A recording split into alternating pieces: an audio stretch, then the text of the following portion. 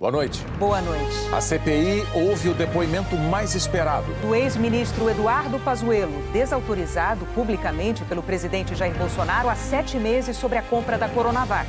Senhores, é simples assim. Um manda e o outro obedece. Mas diante dos senadores, o discurso é outro. Nunca o presidente da República mandou eu desfazer qualquer contrato, qualquer acordo com o Butantan. Nunca falou para que eu não comprasse um AI do Butantan. Ele falou publicamente. Para o Ministério ou para mim, nunca. Pazuello nega ter ignorado ofertas de vacinas da Pfizer. Diz que só faltou oxigênio hospitalar por 3 dias no Amazonas. Provoca reações dos integrantes da CPI. Uma informação errada, desculpe a expressão, mentirosa. Não faltou oxigênio no Amazonas apenas 3 dias, pelo amor de Deus, ministro Pazuello, pelo amor de Deus. Faltou oxigênio na cidade de Manaus mais de 20 dias. É só ver o número de mortos, é só ver o desespero das pessoas.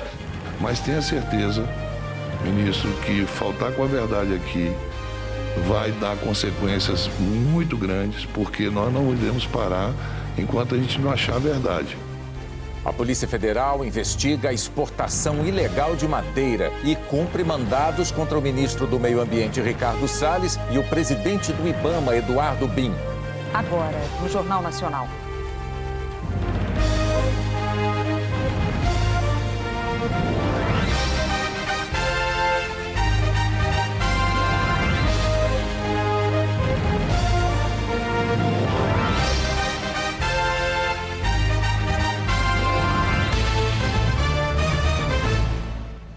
Numa investigação sobre a exportação ilegal de madeira, a Polícia Federal cumpriu hoje mandados de busca e apreensão contra o ministro do Meio Ambiente, Ricardo Salles, e o presidente do IBAMA, Eduardo Bin. A operação foi autorizada pelo ministro do STF, Alexandre de Moraes. A Operação Acuanduba mobilizou cerca de 160 policiais federais e cumpriu 35 mandados de busca e apreensão no Distrito Federal, em São Paulo e no Pará. As medidas foram determinadas pelo ministro Alexandre de Moraes, do Supremo Tribunal Federal, porque a investigação envolve o ministro do Meio Ambiente, Ricardo Salles. Ele foi alvo de busca e apreensão no Ministério e nos endereços dele em Brasília e São Paulo. O presidente do IBAMA, Eduardo Bin, e mais 9 ocupantes de cargos de confiança no IBAMA e no Ministério do Meio Ambiente também estão sob investigação e foram afastados por decisão de Moraes. O ministro também determinou a quebra dos sigilos bancário e fiscal de todos eles, inclusive Ricardo Salles. O objetivo da Polícia Federal é apurar indícios de crimes contra a administração pública, como corrupção, advocacia administrativa, prevaricação e, especialmente, facilitação ao contrabando, que, segundo a investigação, teriam sido praticados por esses funcionários públicos e por empresários do ramo madeireiro. Segundo a representação encaminhada ao ministro Alexandre de Moraes, do Supremo, pela PF, é evidente que o interesse privado de alguns poucos empresários reincidentes na prática de infrações ambientais foi colocado à frente do interesse público. Ainda segundo a PF, a situação que se apresenta é de grave esquema criminoso e de caráter transnacional. Esta empreitada criminosa não apenas realiza o patrocínio do interesse privado de madeireiros e exportadores em prejuízo do interesse público, notadamente através da legalização e de forma retroativa de milhares de carregamentos de produtos florestais exportados em dissonância com as normas ambientais vigentes entre os anos de 2019 e 2020. Mas também tem criado sérios obstáculos à ação fiscalizatória do poder público no trato das questões ambientais, com inegáveis prejuízos a toda a sociedade. Nesse contexto, o presidente do IBAMA, Eduardo Bin, por exemplo, é acusado de assinar um despacho que permitiu a exportação de produtos florestais sem a autorização de exportação, um documento obrigatório emitido pelo IBAMA desde 2011.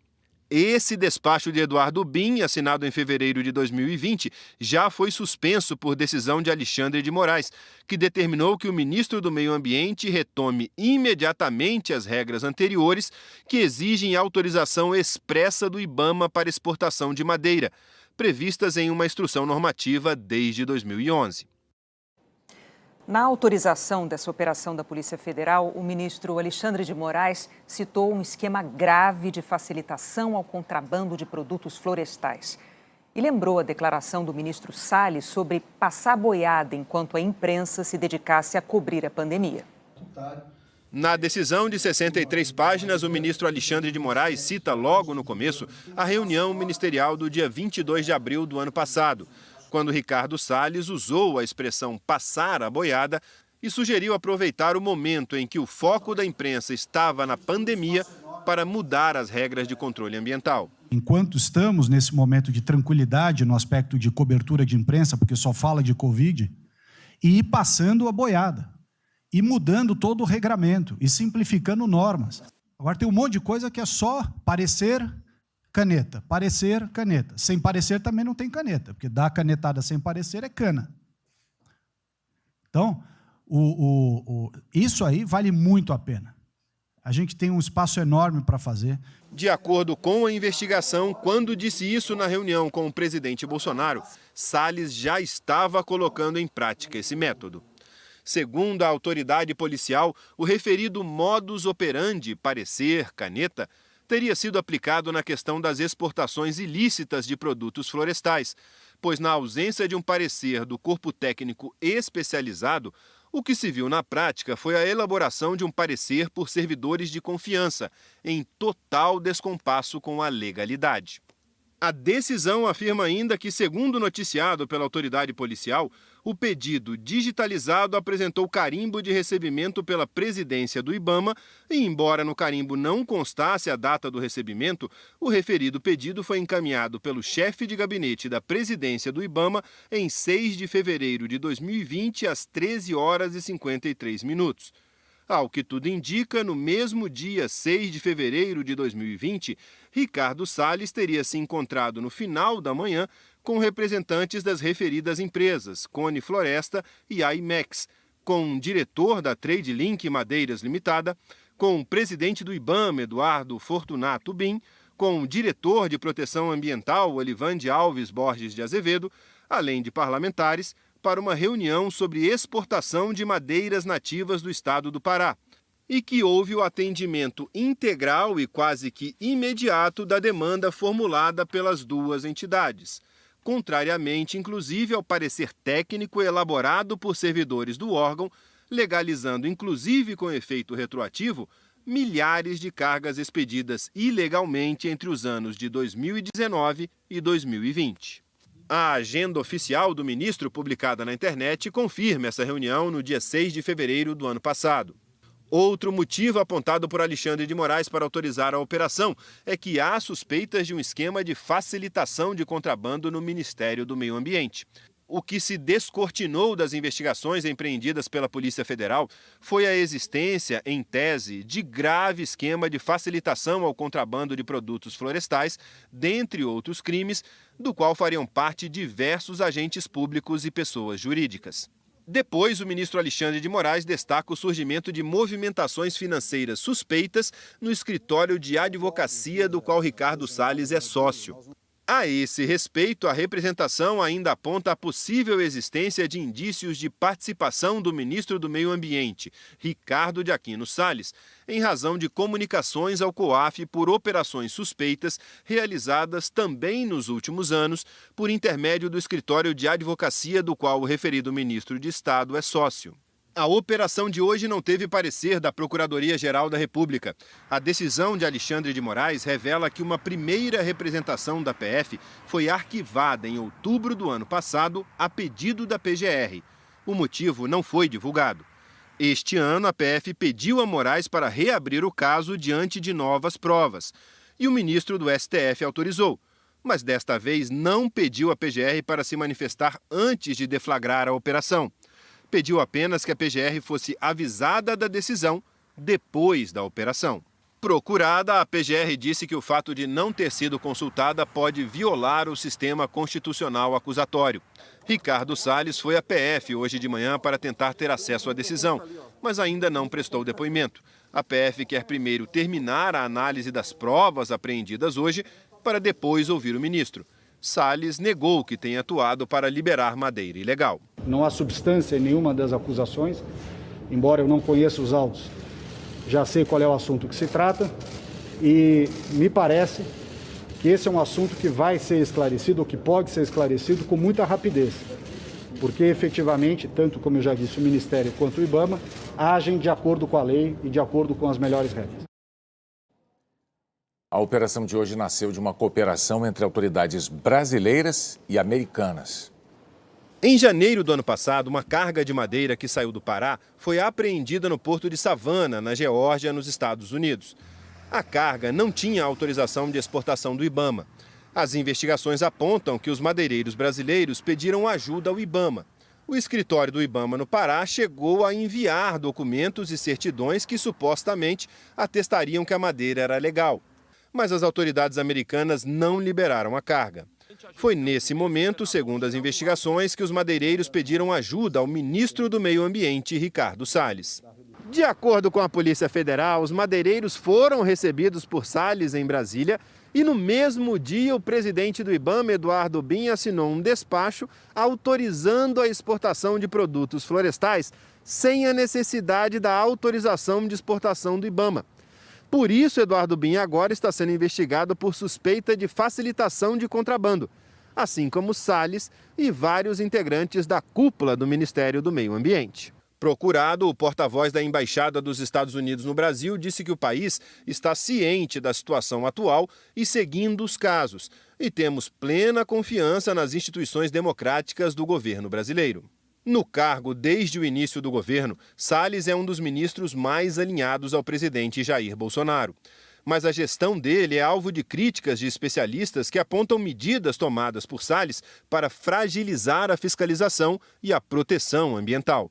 Quando as queimadas detectadas pelo INPE chamaram a atenção do mundo em 2019, primeiro ano do governo Bolsonaro, Salles criticou a imprensa e as ONGs que atuam na Amazônia e disse que os dados de desmatamento eram sensacionalistas.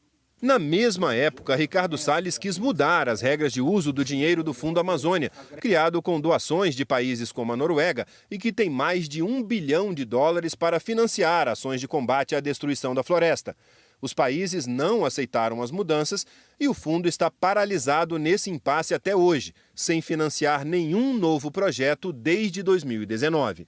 Em setembro do ano passado, em uma reunião presidida por Salles, o Conselho Nacional do Meio Ambiente, o CONAMA, derrubou 4 resoluções que tratavam de preservação ambiental, entre elas 2 que impediam o desmatamento e a ocupação em área de vegetação nativa, como restingas e manguezais. Recentemente, o IBAMA editou uma portaria com novas regras para a fiscalização ambiental que tiraram a autonomia dos fiscais, o que levou servidores a pedirem demissão do órgão ambiental. Na semana passada, Salles transferiu o gabinete para o estado do Pará, anunciando com antecedência horários e locais de fiscalizações. No mês passado, Salles protagonizou uma briga pública com o delegado Alexandre Saraiva, que era superintendente da Polícia Federal no Amazonas, por causa da Operação Androantos, que levou à maior apreensão de madeira da história. A pedido dos madeireiros, Salles foi ao local da apreensão e defendeu a liberação da madeira apreendida. O delegado, então, apresentou uma notícia-crime ao Supremo, acusando Ricardo Salles de criar obstáculos à investigação. Não é todo dia que um superintendente faz isso, mas também não é todo dia que um ministro de uma outra pasta se arvora a promover a defesa de infratores ambientais. Depois do episódio, o delegado foi exonerado do cargo, mas continuou à frente do caso, que está sendo investigado. Hoje, em uma rede social, o delegado Alexandre Saraiva postou a notícia da operação e citou um trecho de um salmo da Bíblia, que diz: "Regozijem-se os campos e tudo o que neles há. Cantem de alegria todas as árvores da floresta." Nós não tivemos retorno do IBAMA nem de Eduardo Bin e não conseguimos contato com a Trade Link. A IMEX e a Confloresta declararam que vão colaborar com as investigações e que a madeira vendida pelas associadas tem documentação de legalidade e rastreabilidade. A Câmara dos Deputados está discutindo a medida provisória que permite a privatização da Eletrobras. Entidades do setor elétrico e deputados criticaram as mudanças que o relator, deputado Elmar Nascimento, do Democratas, fez na MP. Em seu parecer, o relator previu como condição para a privatização da Eletrobras que a União comprasse previamente 6.000 megawatts de termoelétricas, movidas a gás, nas regiões Norte, Nordeste e Centro-Oeste. A Associação dos Grandes Consumidores de Energia e de Consumidores Livres calcula que essa mudança custaria 20 bilhões de reais ao ano. O relatório criava uma reserva de mercado para as pequenas centrais hidrelétricas. Nos próximos leilões, até 2.000 megawatts deveriam ser contratados dessas usinas, um custo de quase 1 bilhão ao ano. E o valor desse pacote pode ser repassado aos consumidores. Mais cedo, em entrevista, Elmar Nascimento defendeu as mudanças. As pessoas podem ter certeza que todas as modificações que foram feitas foram na intenção de reduzir o preço das tarifas. Deputados de oposição criticaram os acréscimos. Qual é o sentido de se determinar o quanto se comprará de energia de termoelétricas e de pequenas centrais hidrelétricas? Isso não faz nenhum sentido. Isso não é bom para o Brasil. Isso não é bom para a economia brasileira. No fim da tarde, o relator anunciou que faria mais modificações no texto. Ele retirou o trecho que condicionava a privatização da Eletrobras à aprovação do pacote favorável às termoelétricas e pequenas centrais hidrelétricas. Disse que o pacote ainda precisa ser feito, mas não necessariamente antes da privatização. O presidente da Abrace disse que o pacote penaliza os consumidores e vai resultar em aumento no preço das contas de energia. O grande impacto é econômico, porque a lei aumenta a tarifa de energia para os brasileiros em geral em até 10% e para as indústrias em até 20%. E impõe aos consumidores obrigação de comprar uma energia cara, socializa custos e privatiza benefícios. O Fórum das Associações do Setor Elétrico, que representa 26 associações do setor, afirmou que a MP deveria reverter a tendência de aumento do custo da energia e modernizar o setor elétrico brasileiro. A privatização da Eletrobras é importante para que a empresa retome investimentos e aumente a participação no mercado. Depois da Câmara, o texto ainda vai ser votado no Senado. A seguir, o depoimento do ex-ministro Eduardo Pazuello na CPI da Covid.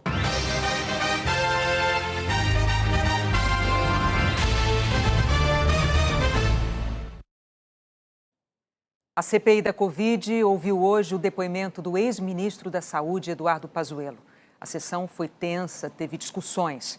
Pazuello irritou os senadores por tentar blindar o presidente Bolsonaro e foi chamado de mentiroso. O ex-ministro da Saúde saiu de casa por volta de 8h30 da manhã. O depoimento estava marcado por dia 5 de maio, mas foi adiado depois que ele alegou que teve contato com 2 assessores com Covid e que precisava cumprir quarentena. No início do depoimento, o presidente da CPI, Omar Aziz, do PSD, leu a decisão do Supremo Tribunal Federal que deu a Eduardo Pazuello o direito de não responder a perguntas que pudessem incriminá-lo, mas que o obrigava a responder sobre atos e ações de outras pessoas. Havia grande expectativa sobre o depoimento de hoje. A tropa de choque do governo ganhou o reforço do senador Flávio Bolsonaro, filho do presidente, que, ao contrário de outros depoimentos, chegou cedo para acompanhar tudo de perto. Antes de responder às perguntas, Pazuello fez um discurso aos senadores e, repetindo o que diz o presidente Jair Bolsonaro, procurou passar para governadores e prefeitos a responsabilidade por medidas de combate à pandemia. A União disponibiliza recursos para que estados e municípios executem as ações de saúde. A decisão do STF em abril de 2020 limitou ainda mais a atuação do governo federal nessas ações. Assim, não há possibilidade do Ministério da Saúde interferir na execução das ações de Estado da Saúde, sem usurpar as competências dos estados e municípios. Diferentemente do que disse o ministro, a decisão do Supremo Tribunal Federal, de abril do ano passado, reconhece a competência de governadores e prefeitos para tomar providências no combate ao coronavírus, com a finalidade de evitar a disseminação da doença, mas sem tirar poder do governo federal, que, segundo o STF, deve coordenar as ações. O senador Renan Calheiros, relator da CPI, começou as perguntas. Pazuello foi o ministro da Saúde que ficou mais tempo no cargo durante a pandemia. Em abril do ano passado, se tornou secretário executivo do ministério, durante a gestão de Nelson Teich, que ficou menos de um mês no cargo.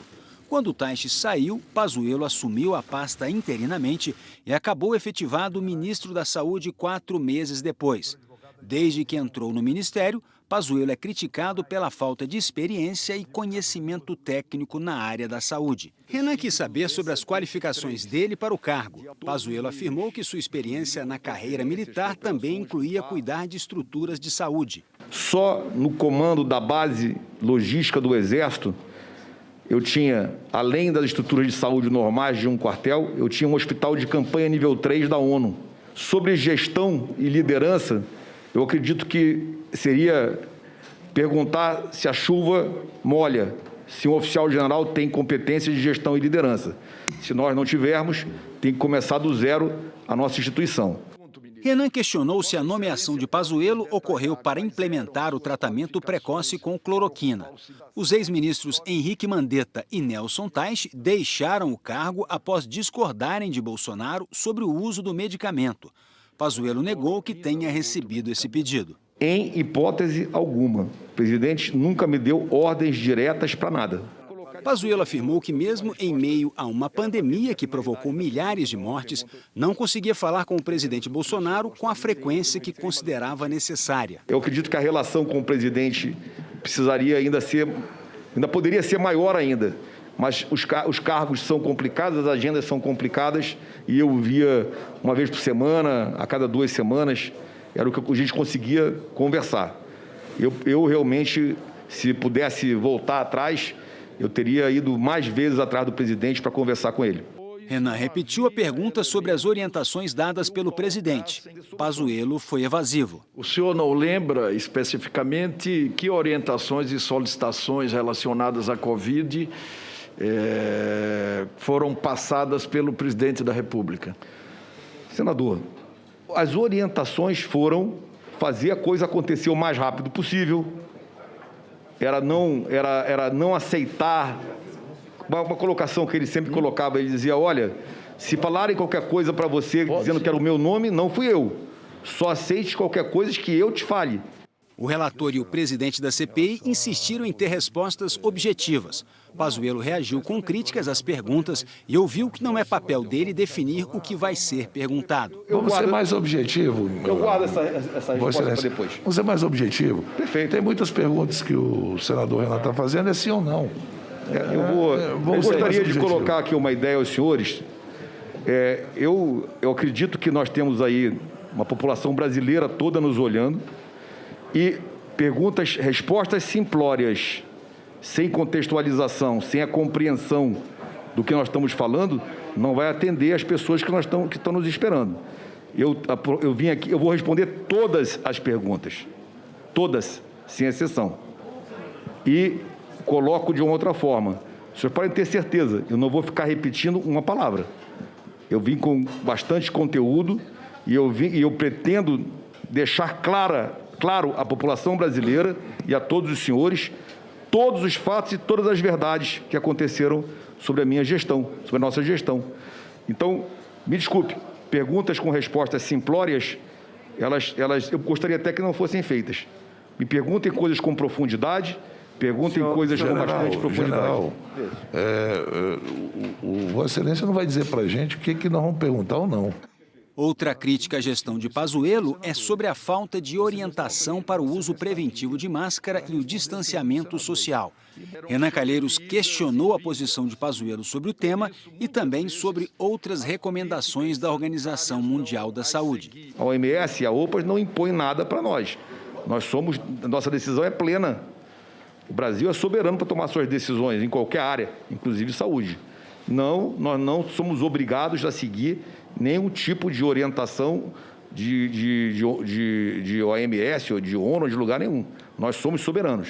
Todas as situações, nós colocamos as medidas preventivas, basicamente o uso de máscaras, a limpeza de mãos, o afastamento social necessário Os cuidados, a preventiva em todas elas é a primeira ideia.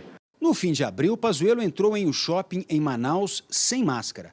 Alegou que iria comprar uma máscara na farmácia, mas acabou saindo do shopping depois de ser advertido. No período em que foi ministro, Pazuello nunca questionou o hábito do presidente Bolsonaro de não usar máscara e promover aglomerações. O relator perguntou se ele e o presidente Bolsonaro tinham o mesmo entendimento sobre a forma de agir no combate à pandemia. Renan questionou também se Pazuello recebeu ordens para mudar algum procedimento. O ex-ministro tirou a responsabilidade de Bolsonaro nas decisões do governo federal. Em momento algum, o presidente da República me orientou, ou me encaminhou, ou me deu ordem para fazer nada diferente do que eu já estava fazendo. Nada, absolutamente nada. Então havia convergência das posições das minhas ações, das minhas medidas, das posições defendidas pelo presidente da República. As decisões, senador, as minhas posições não eram contrapostas pelo presidente. Eu acho que essa é a resposta exata. As minhas posições como ministro e as minhas ações nunca foram contrapostas pelo presidente, para deixar bem claro. O ex-ministro voltou a ser cobrado a dar respostas mais objetivas. Só um minutinho. Eu quero comunicar aos senadores que, como existe respostas muito prolixas aqui, eu entendo que essa audiência aqui com o ministro, caso o presidente não suspenda a ordem do dia hoje, nós voltaremos depois da ordem do dia e continuaremos a fazer as perguntas necessárias, porque, pelo que eu estou vendo, são respostas simples, perguntas simples, mas há um contexto de protelar quanto mais tempo, né? Então, eu quero só informações importantes. Do ponto de vista meu, não. Na medida em que o depoente delonga na resposta e basicamente não responde o perguntado, eu acabo tomando o tempo aí dos outros senadores que é uma estratégia do terão depoente que ficar perguntar. lançando resposta. Está sendo importante ele falar o que está falando. Outro momento de tensão na CPI foi quando o relator perguntou sobre a compra de vacinas. Renan questionou o motivo de o ministério ter ignorado 6 ofertas feitas pela Pfizer e só fechar o negócio na 7ª oferta, em março, quando outros países já vacinavam desde dezembro. Pazuello disse que o problema foram as cláusulas impostas pela Pfizer. Naquele momento, quando esse MOU chegou, ele chegou também com 5 cláusulas que eram assustadoras, no meu momento, à época. As coisas têm que ser olhadas com aquele momento. A suposta existência de cláusulas leoninas foi detectada por que órgão de assessoria jurídica e em que momento? Foi detectada nas propostas da Pfizer.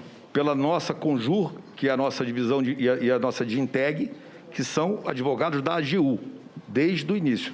As alegações de Pazuello são bem diferentes das apresentadas pelo presidente da Pfizer na América Latina. Na semana passada, Carlos Murilo disse que as condições oferecidas ao Brasil eram as mesmas apresentadas a todos os países do mundo. Nas condições que a Pfizer procurou para o Brasil, são exatamente as mesmas condições que a Pfizer negociou e assinou neste momento já com mais de 110 países no mundo. Renan insistiu. Pazuello desconversou.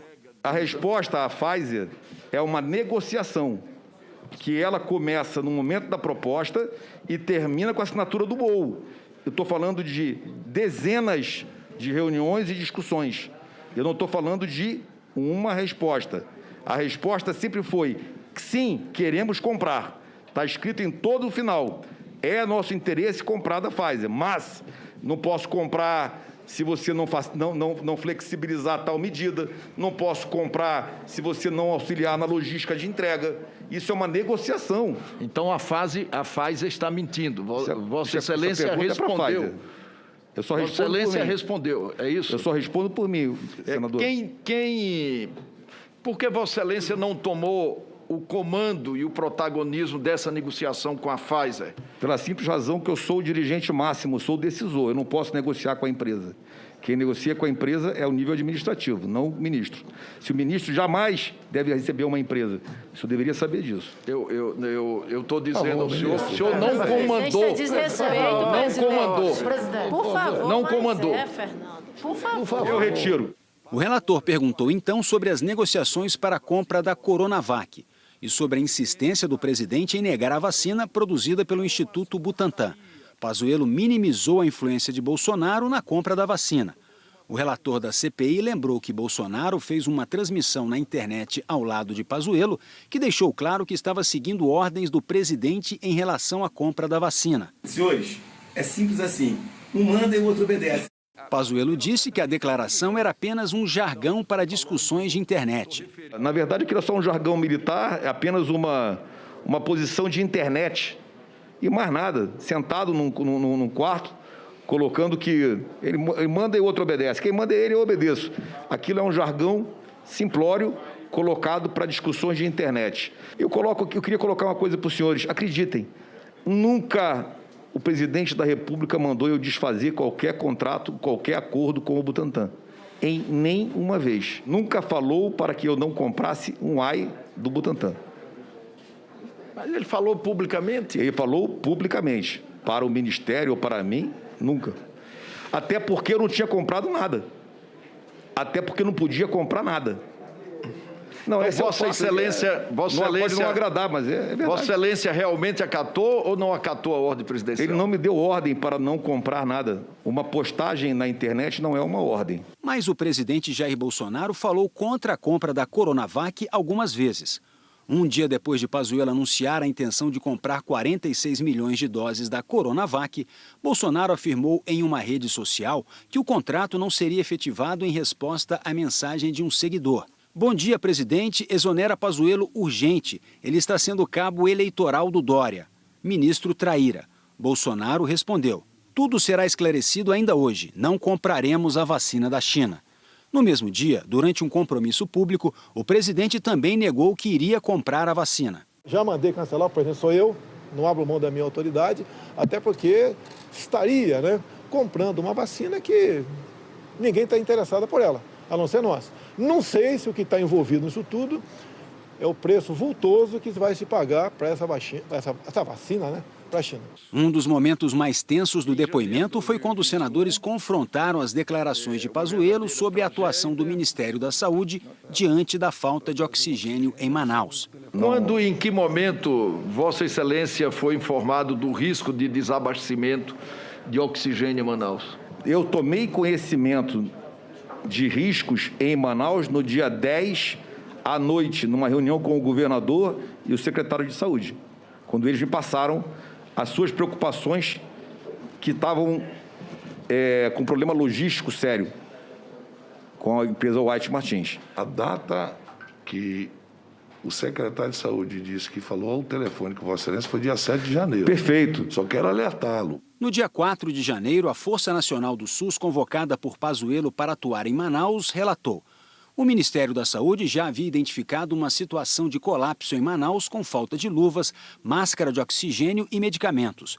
No dia 7 de janeiro, a equipe relata dificuldade para aquisição de insumos com licitações desertas de fornecedores. No dia 8, a equipe informa que foi mudado o foco da reunião, pois foi relatado um colapso dos hospitais e falta da rede de oxigênio.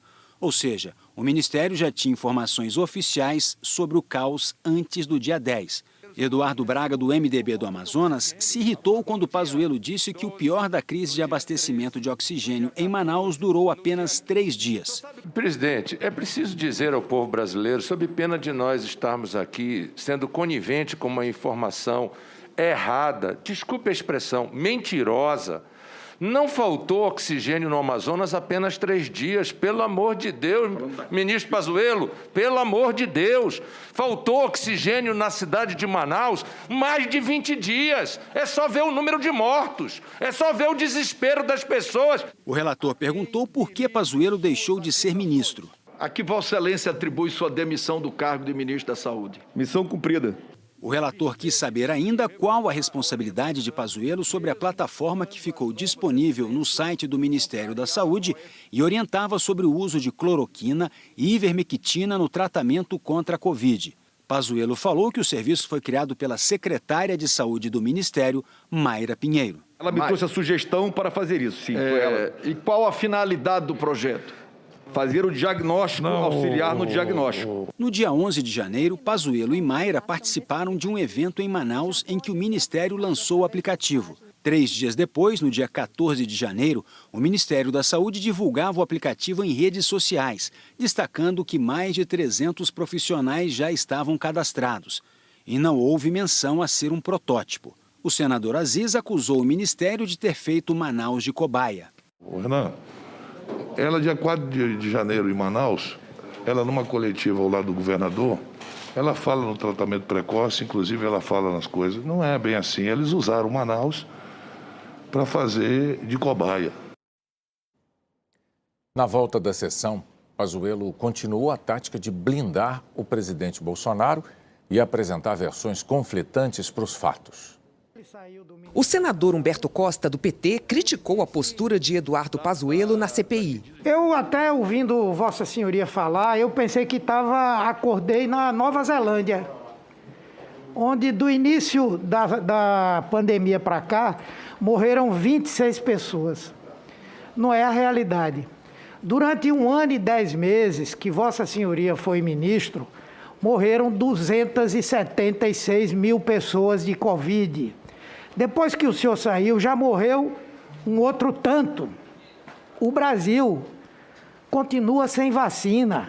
Humberto Costa lembrou que na gestão de Pazuello, o Brasil optou por comprar o pacote mínimo de vacinas do consórcio COVAX Facility, suficiente para imunizar 10% da população com as 2 doses, abrindo mão da possibilidade de comprar vacina para 50% dos brasileiros. O senhor disse que não comprou a vacina mais do que 10%, não entrou no consórcio com mais de 10%, porque era caro. Qual é o preço de uma vida humana, ministro? Qual é o preço de uma vida humana? Me responda! E afirmou que o ministro mentiu ao dizer que não agiu por pressão do presidente Bolsonaro. Sabe o que é que Vossa Senhoria fez? E eu tenho certeza que foi a mando do presidente Bolsonaro. Vossa Senhoria, o que fez de relevante foi tentar mudar a maneira como o Ministério da Saúde informava o número de mortes, o número de pessoas acometidas. Para quê? Para maquiar. Porque o presidente da República disse que não aguentava mais ver o Jornal Nacional mostrando. Foi preciso a imprensa se organizar, se articular num consórcio para o povo brasileiro poder saber como andava a evolução da doença. Eu não acho que isso seja um dever cumprido, senhor ministro. Eu quero lhe fazer uma sugestão, que o povo brasileiro vai adorar. Peça desculpa ao povo brasileiro. Pazuello não respondeu ao senador Humberto Costa. Na sequência, o presidente da CPI, Omar Aziz, apresentou um documento que comprovaria que Pazuello mentiu mais cedo sobre a data em que soube da crise de oxigênio em Manaus. Pazuello havia dito mais cedo na sessão que foi informado no dia 10 de janeiro de que havia problemas com o abastecimento de oxigênio, mas foi desmentido pelo ofício nas mãos de Aziz. Veja bem, e eu quero aqui alertá-lo, ministro, o senhor está protegido por um habeas corpus. O habeas corpus lhe protege para que Vossa Excelência não se incrimine. Mas faltar com a verdade pode até dizer, olha, não vai dar prisão, eu estou protegido, mas tenha certeza, ministro, que faltar com a verdade aqui vai dar consequências muito grandes, porque nós não iremos parar enquanto a gente não achar a verdade. Tem um documento aqui que me chegou às mãos, um deputado federal pediu uma informação ao Ministério da Saúde. Esse documento, o Ministério da Saúde responde da seguinte forma: no dia 7 à noite, o senhor recebeu um telefonema do secretário Marcelo Campelo, lhe avisando que ia faltar oxigênio em Manaus. E está aqui. O ofício é uma resposta a um questionamento do deputado Luciano Bivar, do PSL. em que o então secretário executivo do Ministério da Saúde, Coronel Elcio Franco, afirma que na noite de 7 de janeiro de 2021, este ministério tomou ciência de problemas relacionados ao abastecimento de oxigênio da rede de saúde do Amazonas. Tratou-se de uma conversa informal entre o secretário de Saúde do Estado do Amazonas e o ministro da Saúde. Naquela noite, por telefone, apenas e tão somente para solicitar apoio no transporte de 350 cilindros de oxigênio de Belém para Manaus. A senadora Elisiane Gama, do Cidadania, insistiu na questão e só assim o ex-ministro admitiu que no dia 7 de janeiro recebeu um pedido de ajuda para transportar cilindros de oxigênio para Manaus. A partir de 1º, 2º de janeiro, a partir de 28 de dezembro, meus olhos estavam sobre Manaus. Não é uma coisa estanque que estava acontecendo ali. Eu estava observando.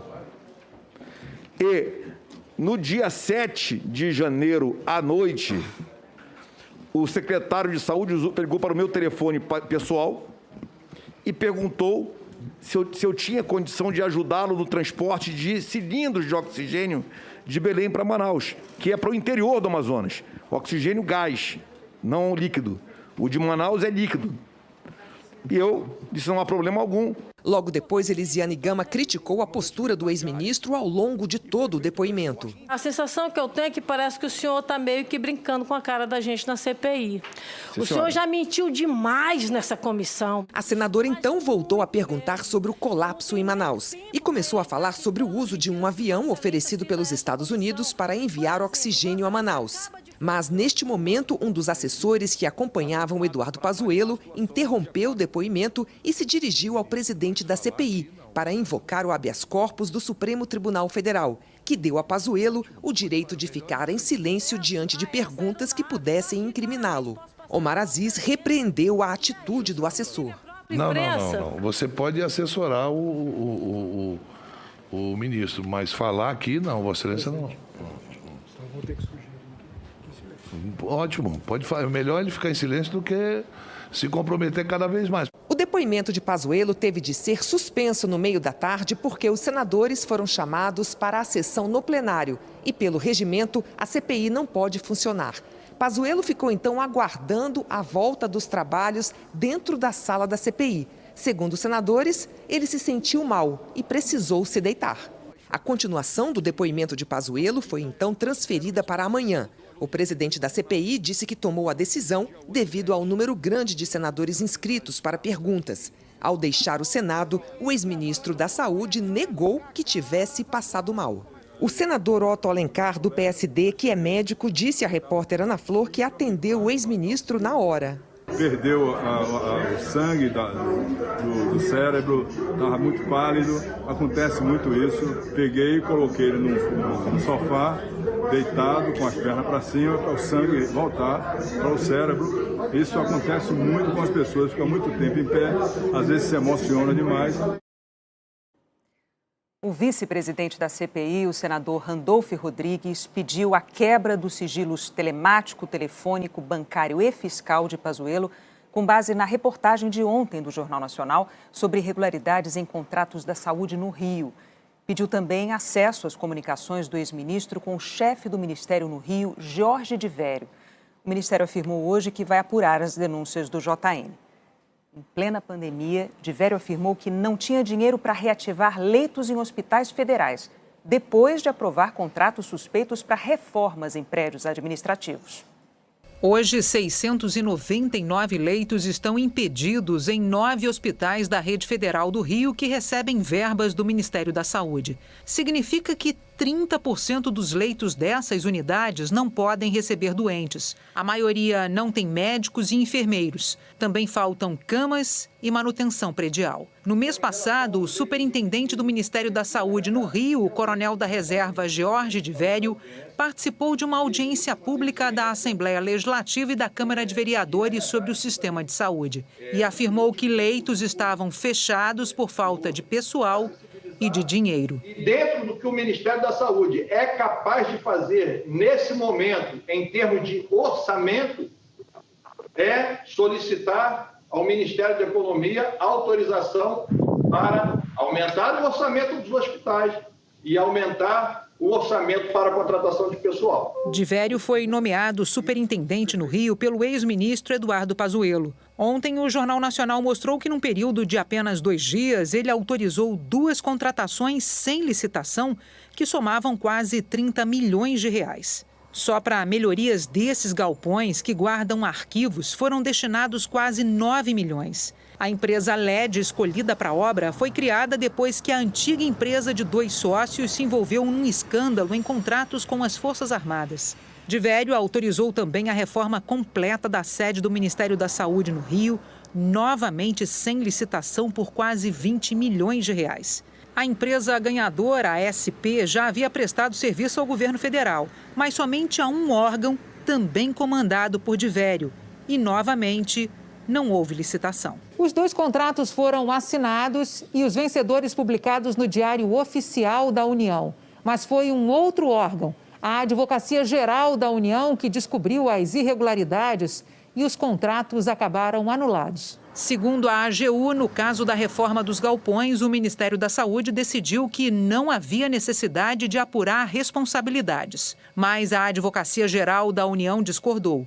Afirmou que era preciso saber se havia indícios de conluio entre servidores e a empresa contratada. Na obra da sede do Ministério da Saúde no Rio, o Ministério novamente optou por não promover a apuração das irregularidades.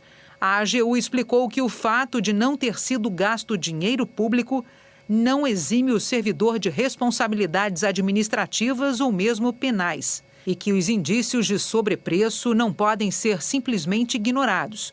Por isso, frente à inércia do Ministério, determinou o encaminhamento do processo à Controladoria Regional da União no Estado do Rio e ao Tribunal de Contas da União. A Superintendência do Ministério da Saúde no Rio afirmou que a reforma no galpão é pela constatação de um ambiente insalubre, que há um processo de licitação para contratar uma empresa. Sobre o prédio da sede, declarou que laudos apontam más condições e riscos e que as obras serão licitadas. A secretária de Gestão de Trabalho e da Educação na Saúde, Mayra Pinheiro, que foi citada hoje várias vezes pelo ex-ministro Pazuello, já prestou depoimento ao Ministério Público Federal do Amazonas no dia 12 de março e defendeu o chamado kit Covid. Mayra Pinheiro é investigada com outras 6 pessoas, incluindo o ex-ministro Eduardo Pazuello, no inquérito que apura o uso de tratamento precoce contra a Covid em Manaus e a crise da falta de oxigênio nos hospitais da cidade. Ao MPF, Mayra afirmou que o então ministro Eduardo Pazuello convocou uma reunião no dia 28 de dezembro para falar sobre a crise no sistema de saúde do Amazonas, mas que a comitiva só chegou a Manaus no dia 3 de janeiro. Ao ser questionada sobre o motivo da demora entre a reunião em Brasília e a chegada a Manaus, a secretária do Ministério da Saúde disse que era preciso montar uma logística para a viagem, que não foi informada anteriormente em momento algum pela Prefeitura ou pelo governo do Estado sobre um eventual colapso do sistema e que não é obrigação do Ministério da Saúde controlar o estoque de insumos. Isso não é competência do Ministério da Saúde, a gente fazer monitoramento para saber do funcionamento de UTI. Mayra Pinheiro afirmou que já de volta a Brasília, no dia 8 de janeiro, o secretário de Saúde do Amazonas, Marcelo Campelo, informou a respeito da falta de oxigênio. O secretário Marcelo me comunicou que ele havia recebido no dia 8 de madrugada um informe por e-mail da White Martins, dizendo que havia um problema da rede, que a quantidade de litros de oxigênio estava sendo usada, estava sendo muito maior do que aquela que a rede poderia oferecer. E aí ele entrou em contato com o ministro Pazuello. Questionada novamente sobre a informação passada pelo secretário estadual, Mayra disse que só no dia 17, 3 dias depois do colapso do oxigênio, teve conhecimento oficial do e-mail da White Martins. Eu tomei conhecimento desse documento do secretário Marcelo somente no dia 17, quando eu me reportei a ele, porque como eu tinha sido a secretária deslocada para Manaus, houve em algum momento um questionamento. Você esteve em Manaus e você não comunicou a ninguém da falha de oxigênio. Mayra Pinheiro é conhecida por defender o uso do chamado kit Covid, uma série de medicamentos sem eficácia contra o coronavírus e que ainda oferecem riscos. Durante o depoimento, ela lembrou que a orientação do Ministério é de dar autonomia aos médicos para prescrever esses medicamentos e citou que a OMS deve liberar oficialmente o uso da ivermectina. Mas na última publicação a respeito, do dia 31 de março, a OMS aconselha que a ivermectina só pode ser usada para tratamento da Covid dentro de testes clínicos e diz que a atual evidência do uso da ivermectina para o tratamento de pacientes com Covid é inconclusiva.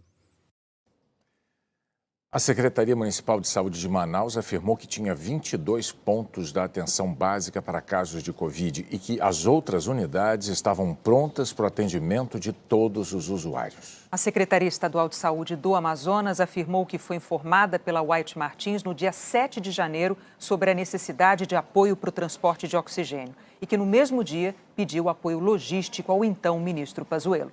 A White Martins afirma que sinalizou o aumento do consumo em Manaus desde 24 de dezembro, que no dia 7 de janeiro a empresa comunicou formalmente a necessidade de aumentar a disponibilidade de produto, que se reuniu com o então ministro Pazuello no dia 10 de janeiro, 4 dias antes do colapso na cidade, e que, como qualquer fornecedora de oxigênio, a White Martins não tem condições de prever a evolução abrupta da demanda. A seguir, os números da pandemia e da vacinação no Brasil.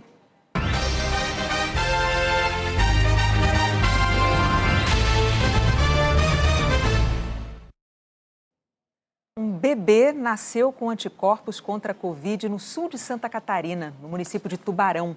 A médica Thalita Mengali recebeu a primeira dose da vacina em fevereiro, com 34 semanas de gestação. A segunda dose foi em março e o bebê Henrico nasceu no dia 9 de abril. Ele vai passar por novos exames aos 3 e aos 6 meses de vida. E olha que notícia boa para todos os países que estão aplicando a vacina anti-Covid da Pfizer.